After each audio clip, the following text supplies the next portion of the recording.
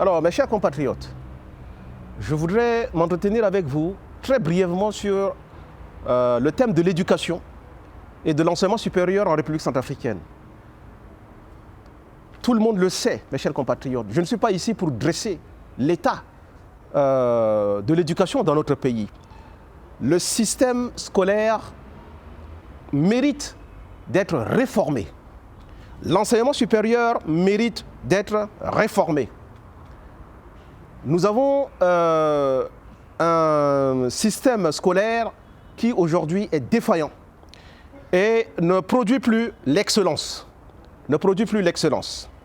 Et si vous prenez par exemple les établissements scolaires, au niveau primaire, au niveau secondaire, il y a un gros travail à faire. Il y a des efforts qui doivent être déployés.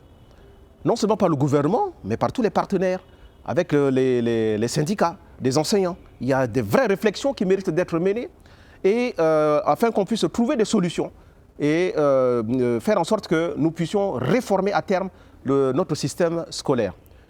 Nous avons des difficultés liées aux infrastructures scolaires. Les rares établissements scolaires que nous avons aujourd'hui sont défectueux.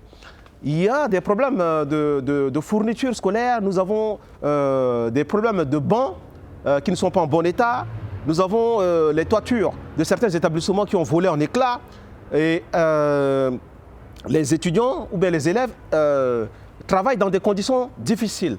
Et je n'ose pas parler des enseignants. J'aborderai la question des enseignants après. Donc aujourd'hui, il faudrait qu'on crée d'autres établissements scolaires et il faudrait qu'on puisse réhabiliter les infrastructures scolaires existantes. Donc réhabiliter les infrastructures scolaires existantes, les moderniser et puis créer d'autres établissements scolaires qui répondent un peu aux normes qui existent un peu partout dans les pays limitrophes de la République centrafricaine et qui ont en partage le CAMES en Afrique. Ça c'est d'un. De deux, l'université de Bangui, c'est l'unique université. Nous sommes un pays de 623 000 km² avec aujourd'hui 6 millions d'habitants et tous les étudiants, tous les bacheliers convergent vers Bangui à la capitale.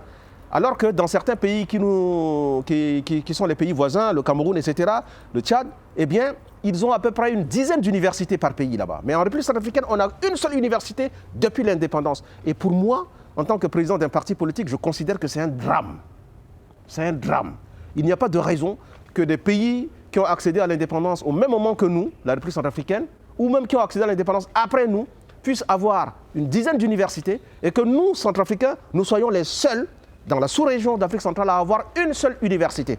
Eh bien, cette question mérite une grosse réflexion de notre part, une réflexion, je dirais, de tous, afin qu'ensemble, nous puissions trouver des solutions et voir la possibilité avec les partenaires occidentaux, les partenaires financiers, les institutions de Bretton Woods, l'Agence française de développement qui œuvre beaucoup dans le domaine du développement et de l'éducation, que nous puissions voir ensemble avec ces partenaires comment faire pour avoir des crédits afin de pouvoir créer une deuxième université.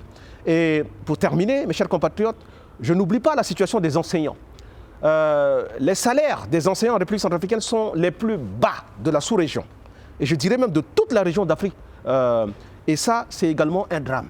Les enseignants n'ont donc pas un salaire qui les motive, comme c'est le cas dans d'autres pays, pour qu'ils puissent faire leur travail de façon correcte. Donc, à terme, nous devons travailler, réfléchir à la revalorisation des salaires des enseignants, que ce soit du primaire, du secondaire et du supérieur. Je vous remercie.